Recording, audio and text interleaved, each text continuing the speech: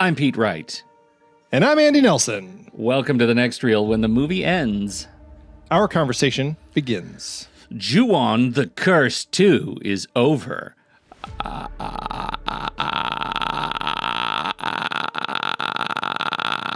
Meow. Nice. That was in the script, Andy. That was scripted content. There's Script a lot of Kayako's fantastic vocal noises, Right. which come from the director. Did you know that? We're right out of the gate and you're dropping knowledge bombs. Just throwing it out there, yeah. Amazing. There you go. Yeah. The Curse 2, Andy, you had not seen this one. You had because you've been watching only Japanese horror movies for like a year. Yeah. I watched it. I've seen it twice now, but all within the last month. So Okay. So we're in about the same place. Yeah. I struggled a little bit with this one. Really? I'm just going to say it right out the gate. And it's not because of I think it would have been better with this movie, and the first one should have been one movie. And there are all kinds of reasons that they're not one movie, and they're budgetary, they're logistical, they're release, they're, stage at the director's career, like all kinds of things. But after seeing and really enjoying the first movie, watching this one and starting with the 30 minutes of first movie in this one, leaving not very much continuing story, it felt to me a little bit of a retread. I found myself a little bit tired. Now, does that mean it's bad? No, not at all. And I still enjoy the Kayako, and I enjoy what they briefly did at the end with Kayako to kind of expand the universe of horror. But mostly, I was just like, I've seen this movie before, and this would have been better if it had been put into the first one. And I had to do some figuring out why did they do it this way, and it turns out it's not just this movie. Have you experienced this where they play so much of the first movie in second movies in your survey of Japanese horror? I don't think I've ever experienced this before, where Okay. you get as extensive a recap. I mean, recaps are certainly something that films do. Like we see that even in the last in the line of the Mission Impossible films, they spend It was good chunks of the practically film J-horror. giving you all those little flashes of what we had missed from the previous film or films. And so, it's a nice way to have a reminder. But I think largely this one was, it was on TV, and they needed to fill the space. And I don't know, the shooting time, I think, for both films was 9 days, something really insane.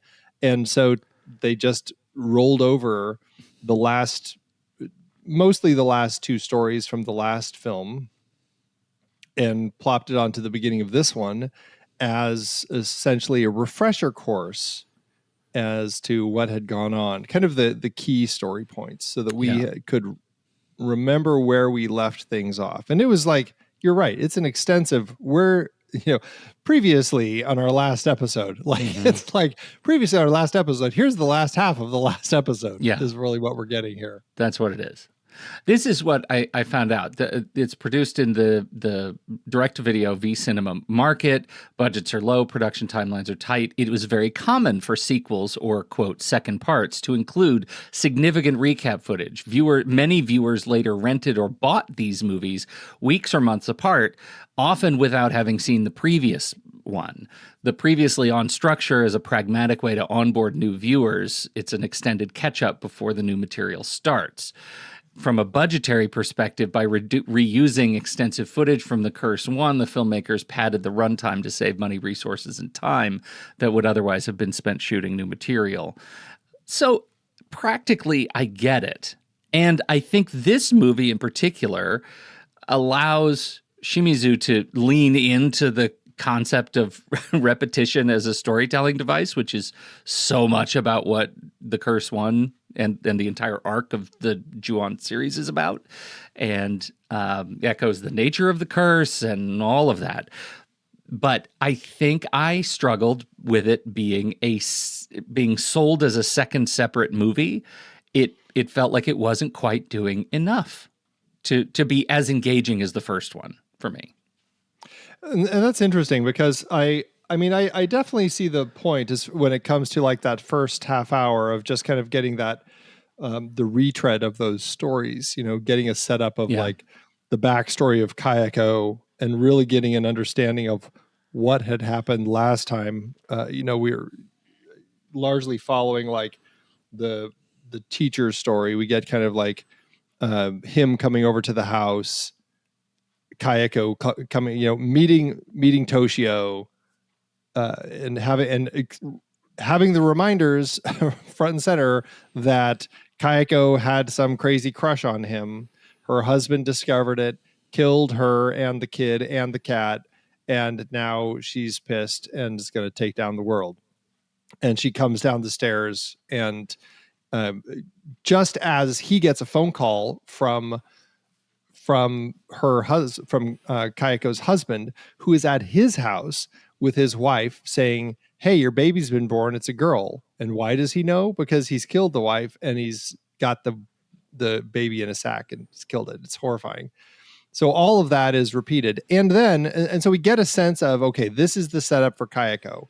And then we get the last story, which is the one about the real estate agent who bought the house and is now figuring out how to sell it because it's cursed. And so he brings in his sister who has, the ability to kind of sense presences and such. And so she kind of says, "Hey, bring a bottle of sake in there. If the new owner tries it and it's fine, they're not going to be affected by the presence. But if they taste something funny, then they shouldn't move in."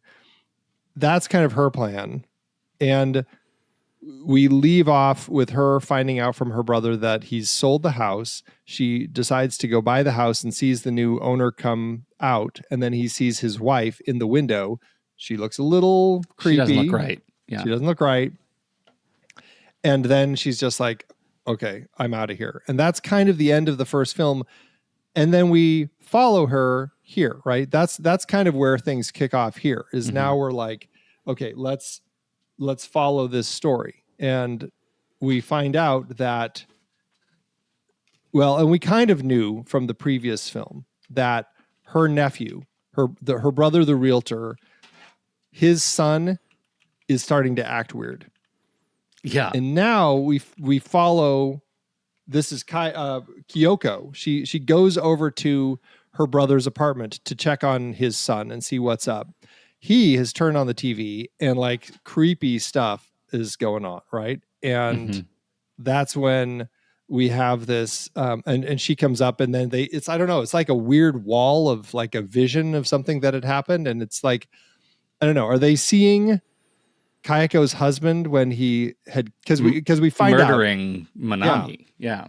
This is the apartment of the teacher from the first film. And this is where Kayako's husband came and killed them and the baby. So yeah, that's kind of how the new material kicks off. And I'll say, moving into the new material, how we follow her and her family and how it expands, how we follow the police officers who are investigating and it expands. I actually found all of the new material a fantastic continuation of the story. Like I really enjoyed I loved what they were doing with everything going on here. If I have an issue, it's just the fact that I would love to have had the entire film be new material. Like, and so this additional 30 minutes, it's like, I mean, it is a nice refresher. But I just don't know. So it makes essentially like a 45-minute film of new material is what we're getting here, which I still really, really liked. I loved the evolution of this story. I wish that it had been a full film. Talk to me about how you feel about I'll say evolution, but that might not be a fair word, of the paranormal material, right? How does this story move the ghost stuff forward for you?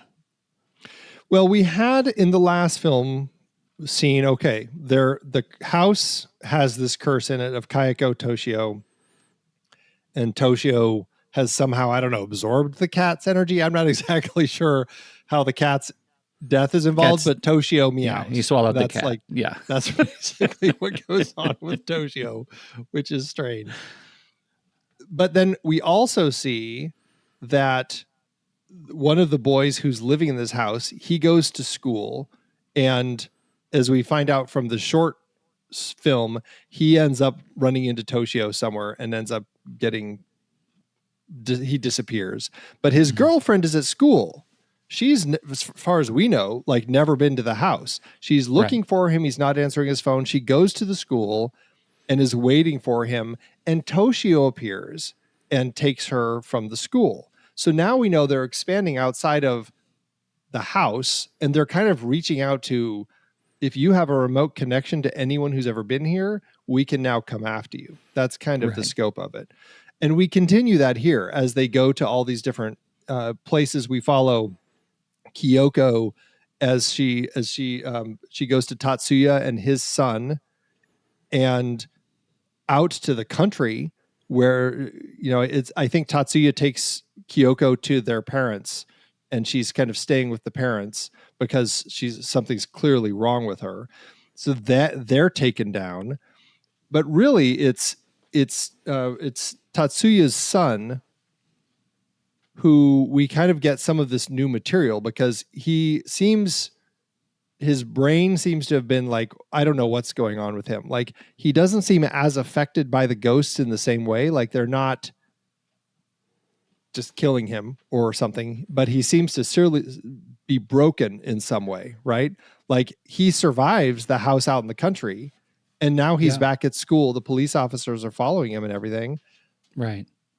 But, but we have an ever expanding cast of Kayakos who now come after him. And that's like the big change. It created one of the most frightening images of the film for me, which is when he's in the classroom, and it's, I don't know, dozens of them banging through that kind of that translucent panes of glass. I totally agree. Although I think the scene immediately before, where you have a Kayako crawling toward him and then another Kayako entering the frame, was like, that's the reveal that, you know what, they're all over the place, the Kayakos, and they can be in the same place at once. It's not just like, because there's another scene where they're running through the school, and or where he's running through the school, and there's a Kayako behind him, and then suddenly goes down the stairs, and there's a Kayako coming up the stairs, and you think, I mean, at least in my head, I was like, well, it's a ghost. It's going to go wherever it wants to go. And it's like the horror trope, like Friday the 13th sort of thing. Like, he's behind you, and then suddenly it's like, how did he get in front of me? Yeah. It's like, I was like, they're pulling that trope. But they weren't pulling that trope. No. What they were pulling was a whole new trope, which is they multiply. And that last thing, where we see two in one scene crawling toward him from two different sort of vectors, was terrifying. And then it cuts briefly to that horrifying shot with all of the Kayakos outside. But it does make me think, they're ghosts. Why are they banging on the glass? Like, why is the glass suddenly keeping them outside? I don't like thinking about that stuff. I just want it to be scary, and it did take me out of the film a little bit. And so that's why I wonder, like, what was the purpose of expanding the Kayakos? Like, is it expanding the Kayakos' like paranormal ability for plot, or should we have seen that coming all along? Well, yeah, and I mean, it's an interesting question, because, like, it's not like these are ghosts that we've seen walk through walls, right? We've never seen that, right? That's not something they do. They appear, I don't know, do they disappear? I guess I'm not sure if we've actually seen them disappear either. I don't think so. They're just there. Mm-hmm. And there is a physical element to them, which is interesting, that they seem to be more present than not. And so I can understand the windows as far as them banging, because it's just, I don't know, in some way it's more horrifying to just scare somebody by having, like, you're surrounded by all of these Kayakos. They're all waiting to get you. Well, because then it becomes a metaphor for the fact that Kayako's everywhere, right? It's just a visual metaphor for the terror, the fear of existing in a world with Kayako writ large. You're surrounded, and you just it's it for you. So, but I don't know. I mean, to your question, it does, like, there's nothing that ever hinted that we should be expecting this at some point. And of the rest of the franchise, I've only ever seen the next film. I might have seen The Grudge 2, actually. I can't remember if I saw the Japanese The Grudge 2 or the American The Grudge 2. But anyway, as memory serves, like, I don't feel we ever cross into this territory or in those films. And so I'm wondering if this was just kind of a one-time, super creepy, let's just, metaphor, or maybe it's just metaphorically saying that she's ever expanding and algorithmically she's, always going to exponentially be able to kind of take down everything until eventually the whole world has been Kayako'd. Well, and it may be the other thing I'm thinking just now is that maybe what we're not interpreting is the, especially if it's a metaphor for this sort of weight of terror, if we're not weighing, what's his name sitting in the corner, the kid? The son? Yeah, he's the one who's being terrorized by Kayako. What we're not talking about is maybe he's seeing the Kayakos that he's afraid of, right? Maybe it's the weight of the curse on him. Yeah, Nobuyuki, yeah. Yeah. So I don't know, but I think it's that kind of stuff to me was really interesting, and I struggle a little bit with it because you've seen the next film. I haven't seen it yet, and have you never seen it? The original, the Japanese Grudge? No. Yeah. Oh, okay. I've seen the Grudge that I've seen is the one, the American one with Buffy. Okay. Yeah. Okay. Interesting. Well, yeah, and so the fact that it doesn't, like, this wasn't a leveling up of her abilities, like her super ghost hero abilities. I don't know if I should be concerned about that. Is that a continuity thing? I don't know if it's continuity. I don't know how to take it. I feel a lot of it boils down to the fact that this was a different type of project that Shimizu was making, right? It was a direct to video V-cinema horror short, kind of a very short film. It was only 76 minutes. And so I think the energy was just like, let's just amp it up and make creepy stuff. And because I want to just make something that is scary and will terrify an audience. And, in the back of his mind, I'm sure part of it is just like, I want a chance to do something bigger, and that's, I think, this, in some way you can say it's almost a calling card, and where he goes from here is, I don't know if it's fair to say a reset, but I think there is some element of that, where these are kind of crafting the origins of this story that we're going to kind of see again in a different way. But when we get to The Grudge, you'll see some similarities. But it's theatrical curse. Yeah. Theatrical, bigger budget. Right. Yeah. The whole thing. Like, let's step out of this world. And, it's like David Cronenberg remaking Crimes of the Future, all those, decades later. It's like a filmmaker who's told a story and then getting a chance to tell it again with a little more money and a little more know-how. And I think that's really where we're going. So I feel like and again, I haven't seen the 15-ish films or however many are in this franchise. It's a big franchise. I don't know if we get back to that place where suddenly Kayako is everywhere, like we see here. Right. But I do feel like, in a way, these two films that we've been talking about are kind of their own whole, and then they kind of reset and start over again. Yeah, I can certainly understand that. And I do think, for me, this is one of those movies, had I seen it when I was, 17, I would have taken the VHS tapes and I would have cut them together on my side by side deck because I think I would appreciate this film more watching it in one go. Yeah, I can see that. With the first one, for sure. Because the first one was 70 minutes. And so if you take that and you throw on the 46 minutes of new material from this, Yeah. you're at a 2-hour movie. So Yeah, right. You're at a 2-hour movie that actually builds to something really pretty dramatic. That final scene with all the Kayakos, right? Like that's a great way to end this thing. Well, especially because we end it with the three girls.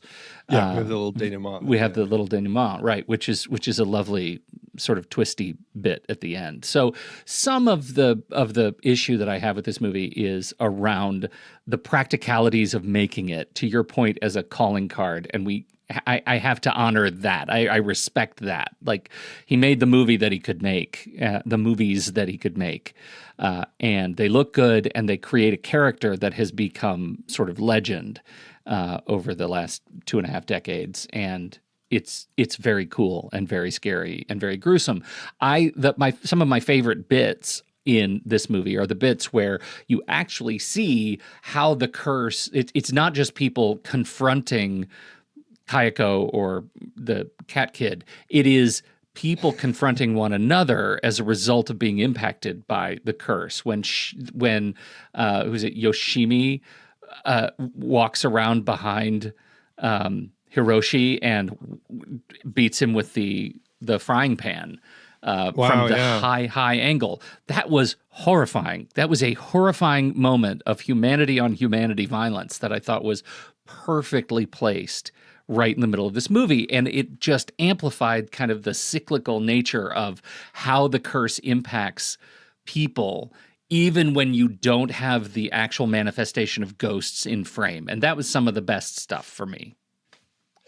And what I like about those moments is, like, they're not characters we ever are following, really, right? We only meet them at the end of the first film. And it's just a flash as he walks out and we see her looking out the window. Exactly. That's it. That's the only bit we get. And then we talk about them. We know there are new people living in this house, but we really never see them. And then suddenly we're in the house with them and they're having this conversation. And it's a real surprise when suddenly she's just decided to, we can tell there's something wrong with her. Like she's looking different. Somebody comes over to, it's her brother, right? Tatsuya comes over to talk to them and just kind of check on them and finds the drawing and stuff. And the wife is the one who starts talking. It's like she does that thing where she lowers her head and he doesn't know anything's different, but we do. We can tell that the voice coming out of her is Kayako as she's talking about that picture and everything. Right. So we get a little bit, a taste of who she is really. And we can tell that, okay, she's been now kind of possessed by Kayako. She's doing something here. Yeah. And so we're really not surprised when we get that frying pan bit. And do we know, we never see what happens to her though, right? Or is she one of the ones that every time we have the police involved, they talk about the people who are dead and then the people who have just disappeared. Like there's a number of people that we've seen over the course of this, like the son from the last one, whose girlfriend gets killed by Toshio in the classroom. He just disappears. And the police are even saying, like, one of them is just like, what happened to them? And he's like, one of them could be the killer. Like so they're thinking these things. And so that's an interesting moment. Like what happens to this wife? Who knows? Like where, Who knows? Yeah. What does Kayako, is she like a body that Kayako has possessed that is now in that courtyard at the end? I don't know. Yeah. It's crazy.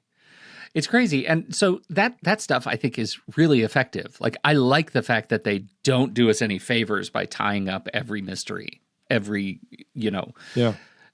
who's missing. And I will say, you're talking about just moments that really were effective for you. Yeah. We have a moment where this is when Kayako is taken to her parents' house out in the country.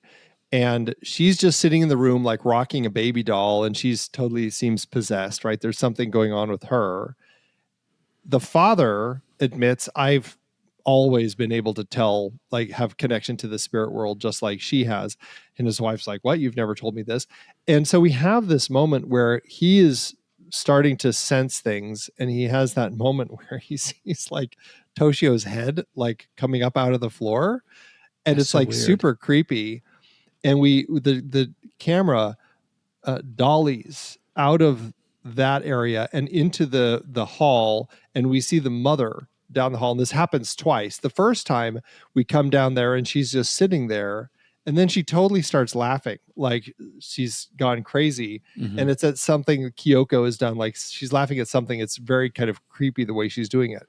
But the second time that happens, it's so disturbing because the father comes crawling out of the room, freaked out that he's just seen Toshio's head, and he kind of collapses as he's trying to get out. And down the hall in the background, we just see the grandmother, and she's like in a position where it looks like her head is through the door, but hung up on something that's holding it up, because her body is just kind of propped up in this awkward way where she's kind of hanging out of the doorway. That's all we get. We just see that, okay, grandma's dead. We just see her head hanging out. And later we find out that grandpa's been killed. He's got his face pressed into the glass and everything. But it's like those moments, like I love how Shimizu captures those, because it's something in the background, but it was just terrifying to see that sitting there. It's right in that moment, though, too, where we have the face of Kayako appear in the shadow on the ceiling. Yeah. Right? That is a wicked, haunting view as she looks up and the shadow just kind of expands. It has real Bram Stoker's Dracula vibes, you know, where the shadows of Dracula have their own sort of whimsy to them. They do their own thing. I loved that whole concept that, again, the curse it's sort of expanding. It has agency beyond just what it affects with people. I think that state change is really neat. Yeah, no, it's fascinating. And this is also where we have like the kid, Nobuyuki, he's still just sitting there, right? He's just still totally mute and just, I don't know, somehow unaffected. Mm-hmm. I don't know why. And this is just one of those interesting things. Like, is it because of having been there to kind of witness through that weird TV flashback of what had happened to the teacher and the teacher's wife and baby? Is it because he's been in the presence of Kayako and Toshio and has seen all these people get kind of taken and destroyed by them? Who knows? But somehow he gets, like, I don't even understand how he gets out of here, right? Like, he goes back to his parent. Did something happen to his dad, or did his dad make it? I'm trying to remember now if Tatsuya, because Tatsuya comes over to the house, and he like to his parents' house, and he sees that this is when Kayako is still just, she's kind of gone kooky, and she's just sitting there. Because he goes over to He moves them to his parents' house, right? He moves her and Nobuyuki to his parents' house, and then he decides he's going to go check on the couple that bought the house. So that's when we have the scene where he's talking to Yoshimi and Hiroshi. And my recollection is it's right before the frying pan that he freaks out and just leaves. We don't see her kill him. No. And oh no. She does kill him. She does kill him. That's right. She kills Tatsuya. She's already killed. Yeah, she's already killed her husband.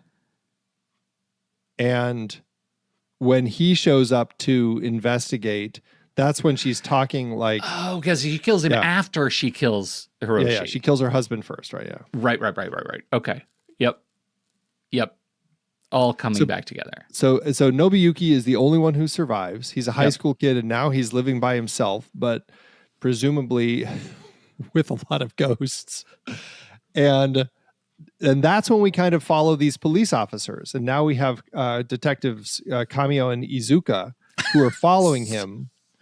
Thank you for your trying to service. figure out because he's like the only guy. Well, yeah, there's that whole bit where they first go to visit the other guy who had. He was the one I think in the first film who's investigating the dead girl. Yeah, who police has officer the Yoshikawa.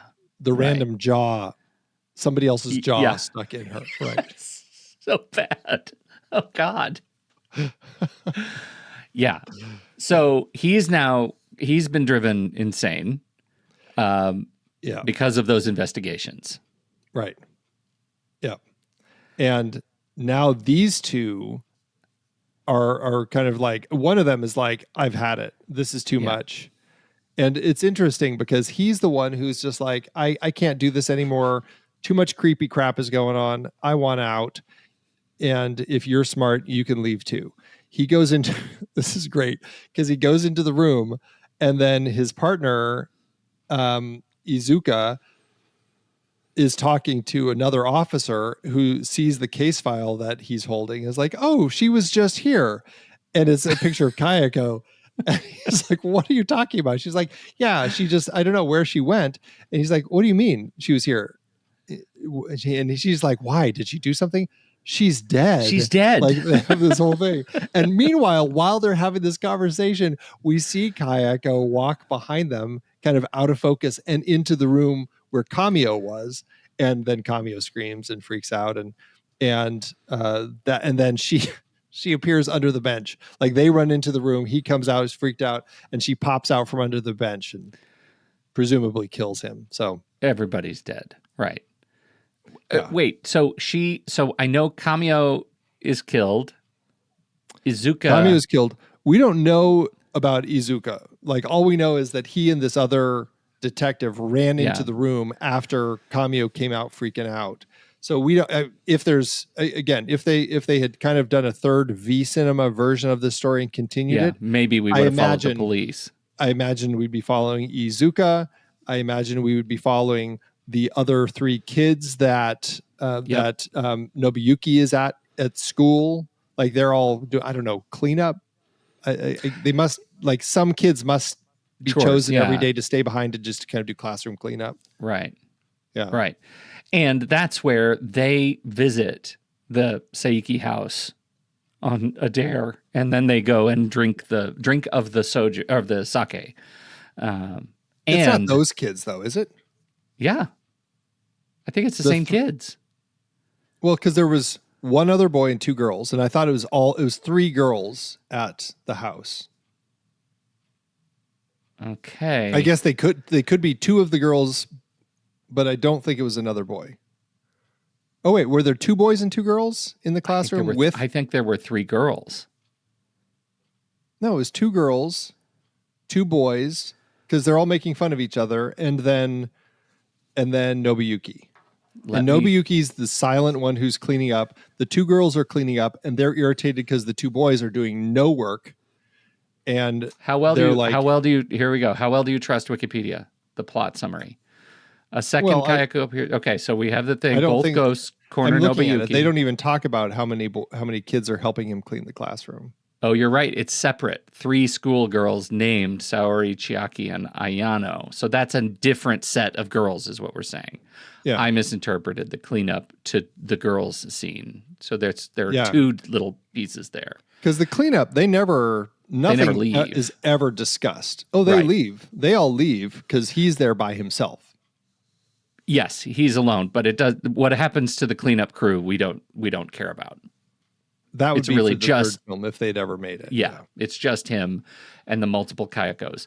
But then we get the denouement where the three girls, they go to the Seiki house and they drink from the sake they find lying around. Who does that?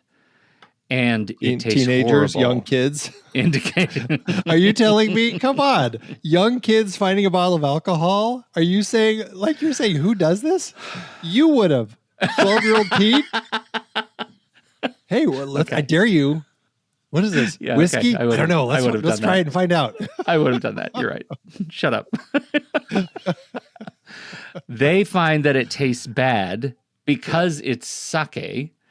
Well, not because it's sake, because it's it's been because it's sake and sake tastes bad. Like if it's like road sake, like found floor sake, and they're like, sake, that would have been horrific. If these kids had their taste of sake that they found on the floor and they enjoyed it. They find it tastes horrible because this is the sake that's been in the house. I know, I get that, but I'm also saying sake's bad.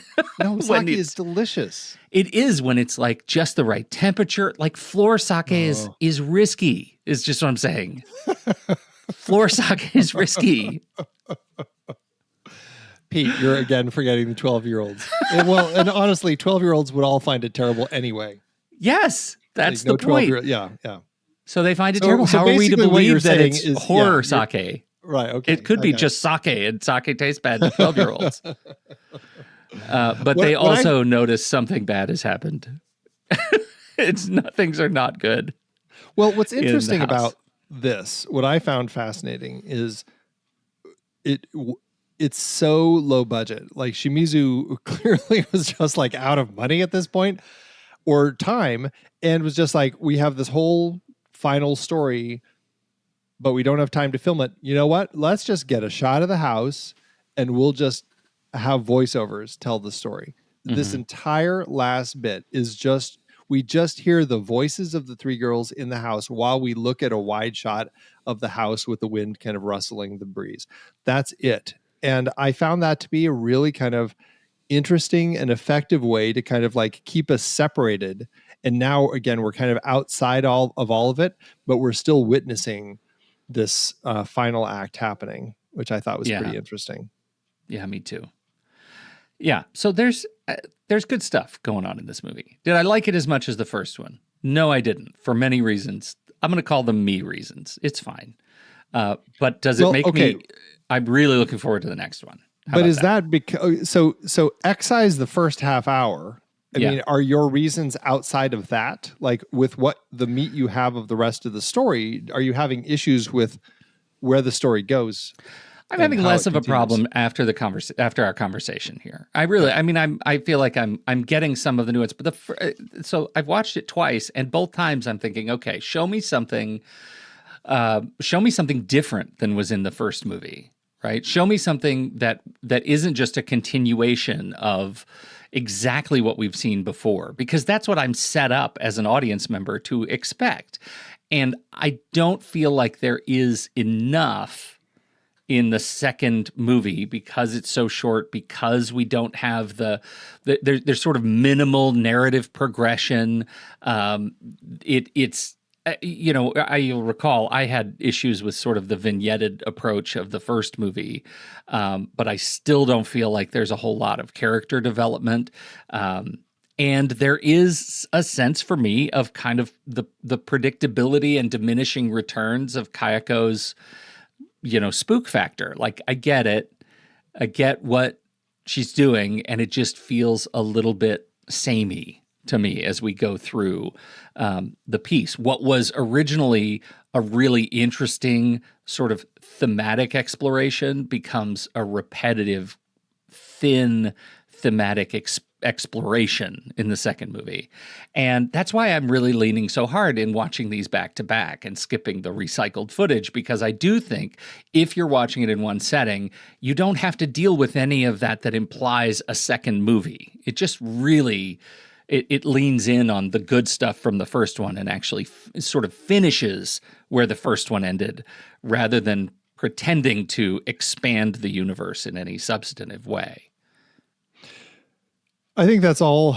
I mean, I can see all of those points. It's hard to argue with any of that. It definitely makes sense. It definitely feels like this is kind of an issue with this story and telling it this way, where it's just like you're kind of stuck in this V cinema structure that they used at the time, where we're getting a rehash because that's kind of how they were doing these films at the time, and it's just it's part of the nature of the beast that we're kind of left with here. And I think the element, I don't think it's the end of, I don't think it ruins it for me, but I can definitely see your point. And I can see, there is a place where these two as one complete film may actually work better and more effectively and give us kind of that a better picture of that kind of whole story. I certainly can see that. In the end, I don't find that it really bugs me too much. I just think that it's fun. And like I said, I really enjoyed these particular stories, the way that we're kind of continuing this development of the ghost. And yeah, we're not, I mean, by the time we get to this film, as opposed to the first film, we're no longer digging into the reasons as far as why Kayako is doing this, what happened to her and Toshio and the cat. Now, by the time we get to the second film, it's just, let's just introduce a bunch of people and we're going to watch the ghosts kill them over and over and over again. And that's kind of where we're left with this as its own separate film. I just happen to really enjoy the continuation of it and to see where it goes and how it expands, especially by the time we get to Nobuyuki's story in the classroom and that kind of weird, not really understandable, but definitely creepy expansion of Kayako, literal expansion of Kayako into a bunch of Kayakos. Yeah. Yeah. So again, I'm really looking forward to the next movie and to see where it goes. And I think I may even rewatch the American remake as a part of this, just as extra credit. Yeah, I'm curious to kind of revisit those two. I may save that for after I've watched The Grudge 2, Ju-on The Grudge 2, because in release order, it was these 4 films we're covering for the series, then the 3 American films before the Japanese versions continued after that. So I don't know. Hold on. We'll see. Yeah, we'll see. But I am curious to revisit that and see exactly how they did it. So specifically for you, because you've been watching so many J-horror movies for CinemaScope, do you have a different sort of appreciation of Ju-on as a franchise than you did before you started this journey? Where does it fit for you? Well, I mean, I think just the nature of kind of the J-horror style of storytelling is you're getting, it's less slashers and things, and you're getting more kind of psychological and I think that this is a blend of some of that. We definitely have some blood between these as far as ripping jaws off and the beating of the baby in the bag. Like, there are some pretty gruesome elements, but I think it's kind of the unsettling nature of just how things unfold that are just unexplained, and just like the longevity of this curse that Kayako will never stop. And I think that's an interesting element, that you end up seeing that type of story in J horror, where they're not necessarily like it often in like an American ghost story type of thing. There's a malevolent spirit that seems to be doing these things or haunting this place or whatever, and our protagonist has to find the one thing or the clue that can prove who actually killed this person, and once that's done and the person is brought to justice, that ghost spirit is freed, right? And it's kind of like everything is pure now. This house is clean. You don't get that here. It's really like, nope. And I think that's an interesting element that you see here, and something that just kind of like you'll see in some of the J horror, where it's just like there's really not an easy solution to solve these things. Yeah. Okay. Well, I'm glad we're doing it. This is a great introduction for me. Yeah, I know. I'm having a great time with it. So with that, we'll be right back. But first, our credits. I forgot to put mine in. Hold on. Can you do that and listen at the same time? I have a story. It's fast. Oh, you did it. You're already ready. Yeah. Look at you.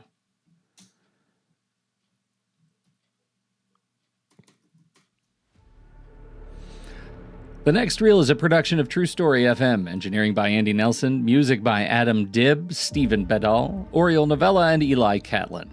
Andy usually finds all the stats for the awards and numbers at the-numbers.com, boxofficemojo.com, imdb.com, and wikipedia.org.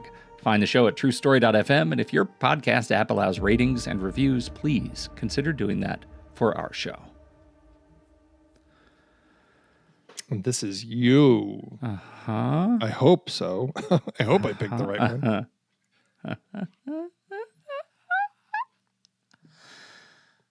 one. Some lists never stop growing. Every film you watch, every title you forget, they pile up, restless, waiting, watching. Maybe you thought you could keep track, but on Letterboxd, lists aren't just tools. They're obsessions. Lists for movies you've seen, lists for movies you wish you hadn't, dream double features, guilty pleasures, every unfinished franchise. They grow in the background, multiplying, calling you back to finish what you started. There's a door you haven't opened, a place where your lists can finally be tamed, where stats, diary entries, and all your deepest cinematic secrets are illuminated. Use code NEXTREEL at checkout and save 15% on Letterboxd Pro or Patron upgrades, even on renewals. Don't ignore those lists too long, because the longer you wait, the more persistent their whispers become. Letterboxd. The code is NEXTREEL. Upgrade now, before your lists find you first.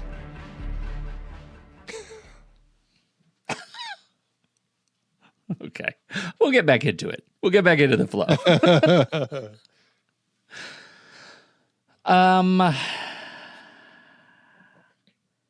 Andy, what has your crack team, your real crackerjack team of budget researchers brought forth in terms of the numbers?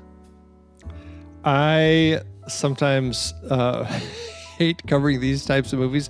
It is so difficult to find anything financial. As we know from last week's discussion, these first two films were made on a low budget. They were shot in 9 days. Two of them, both of them, the entire thing, 9 days. And like last week, that's about all I have to report. Other than this was released on video March 25th, 2000, about a month after the first one. That's all I got. Sorry. It was released a month later. We're in a weird alt universe where these were released as separate movies, right? Just all of the data lines up that says this should have been one movie.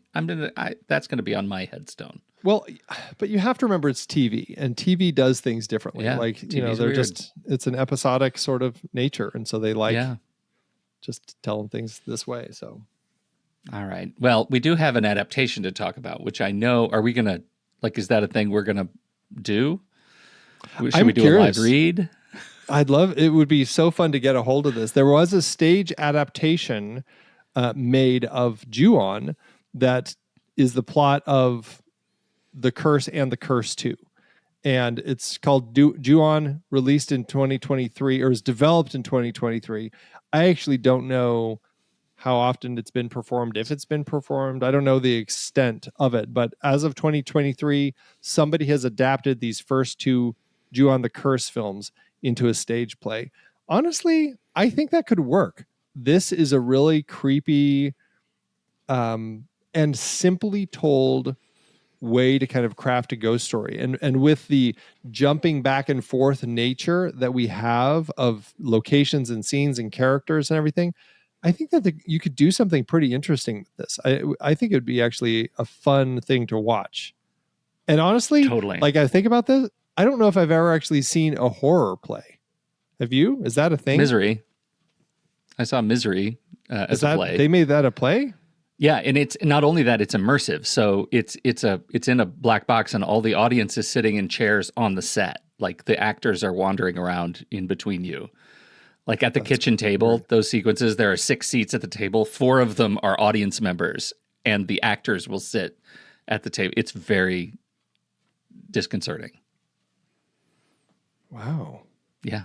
Interesting. So that's the one. That's the one I've seen. But they do the hobbling. They sure as hell do the hobbling, Andy. Yeah. And it's awful to see them that trick works. Yeah. Uh-huh. Interesting. Wow. Yeah. Okay. Well, it's an interesting thing because you don't think about horror often when it comes to stage plays, but I don't know why they couldn't. I just never really hear about it. And I mean, I feel like it's Sweeney Todd. But that's not, okay, there's a lot of murder and stuff, but it's like singing, and it's more like a psychological drama than an actual horror. Just because he's killing people doesn't make it horrific. Really? Really? Like you just said that on a recording. I think it's the definition of what makes it horrific. He's killing people and there's a ton of blood and then they eat it. That's what makes it horrific, but it's not scary, I guess is what I'd say. Like that's not a scary story. Okay. Maybe I'll give you that. Yeah. All right. Yeah. I just as an aside, just because I saw this morning, Matt Rife is one of my favorite stand-up comedians, and he and a buddy he's rife with humor. I'm going to move right on through that. That's your one dad joke of the day, and so he and a buddy of his announced this morning that they bought Ed and what's their names, the Conjuring people. Oh yeah, that person. The Ed and Lorraine. Ed and Lorraine's house and their collection. Yeah, right. The Conjuring house and their collection of doodads and Annabelle and all of the everything. And they're going to turn it into an Airbnb. Like you're going to be able to rent the place for a weekend and go explore the house. Yeah. Is that a stunt that we should somehow do? You can. I really don't feel like I need to actually have stayed in that house. Okay. I'm going to see if we could do one for the school. We're going to go stay at the school from you and the Sitting in the Dark team need to go spend the night. We're going to have a sleepeover. I've seen a lot of movies about people who say, let's spend the night in this haunted place. It'll be totally fine. It's going to be great. Oh, jeez. Well, I really enjoyed this. I'm enjoying what Shimizu is doing on a low budget, very low budget. That's all I know is it's just low. I'm curious to see how it continues from here. At this point, I can see why they would want to move forward. I'm having a great time with this, and I'm looking forward to continuing this franchise and seeing how this grows from this point on. Me too. All right. Well, we will be right back for our ratings. But first, here's the trailer for next week's movie, Ju-on, The Grudge. Okay. Now it's my turn. Oops.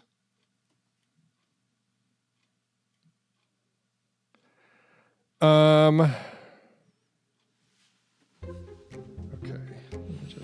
Okay, here we go.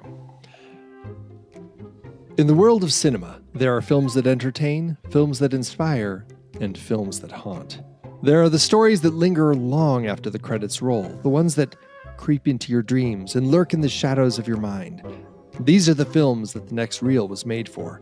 As a member of The Next Reel, you'll gain access to a world of cinema that few dare to explore. You'll delve into the haunted corners of film history, unearthing the stories behind the most chilling, unforgettable tales ever told on screen.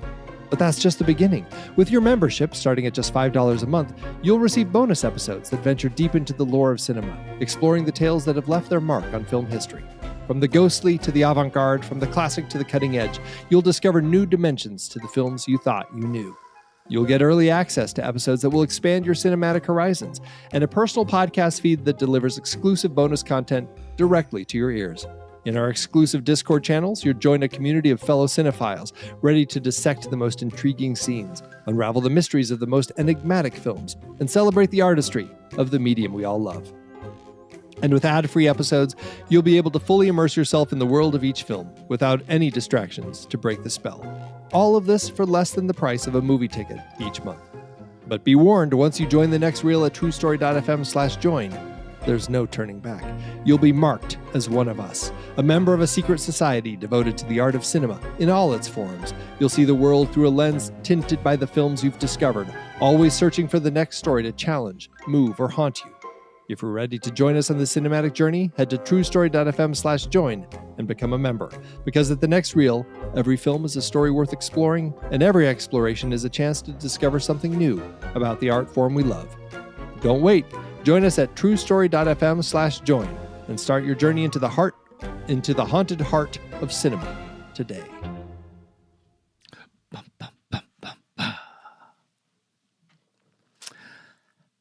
Letterboxd, Andy. Letterboxd. You know what Letterboxd is. You live there. You have a second mortgage on your Letterboxd account. Letterboxd.com/the next reel is where you can find all of our movies for the HQ account. And that's where we're going to put our review here. Andy, what are you going to do with this movie? Like I said, I really enjoyed this. I had a great time with it. And now that I say that, I can't remember what I rated the first one. So I have to just check. Like, did I give that 3 stars? Because I feel like I was 3 stars and a heart on the first one. Yeah, and I feel like I'm probably like this, I don't know, because it all is so much one family as far as the way that the film unfolds. Like, I have a hard time giving this anything different. Like, I just think it works really well. I had a great time with it. 3.5 is what I gave that one. 3.5 is what I'm going to give this one. 3.5 and a heart. Okay. I'm really struggling with that part because I like this part less than the first part for reasons. But do I like it a heart less or a star less? Because it's either 2 stars and a heart or 3 stars, no heart. But I mean, you'd watch it again, so I don't know why you wouldn't give it a heart. So you're saying I should just go with 3 stars and a heart? Yeah, you can. There's nuances within. Like, I'll understand, but I mean, the first 30 minutes, you still rated 3 stars and a heart from your last watch. I know, it's lunacy. This movie has put me in a real quandary. I'm in a quandary. You might Screw be. it. I'm gonna give it 3 stars and a heart. And my review will be resoundingly negative for that kind of star rating. Well, that averages out to 3.25, which will round up to 3.5 over at our account on Letterboxd. 3.5 and a heart. You can find us there at The Next Reel. You can find me there at Soda Creek Film. And you can find Pete there at Pete Wright. So, what did you think about Ju-on, The Curse 2? We would love to hear your thoughts. Hop into the Show Talk channel over in our Discord community, where we will be talking about the movie this week. When the movie ends, our conversation begins.